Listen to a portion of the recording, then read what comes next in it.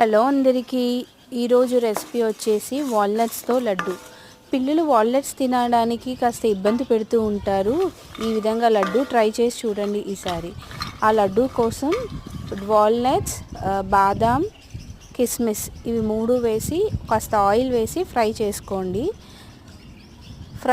Golden brown వచ్చేంత వరకు stove సిమ్లో పెట్టి ఫ్రై చేయండి.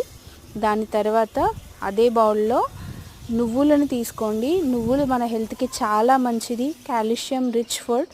సో ఇది కూడా పిల్లల బోన్స్కి ఎదుగుదలకి చాలా ఉపయోగపడతాయి. ఇప్పుడు ఆ నువ్వులని కూడా కాస్త నెయ్యి వేసుకొని గోల్డెన్ బ్రౌన్ కలర్ వచ్చేంత వరకు సిమ్ ఫ్లేమ్లో పెట్టేసి ఫ్రై చేసుకోండి.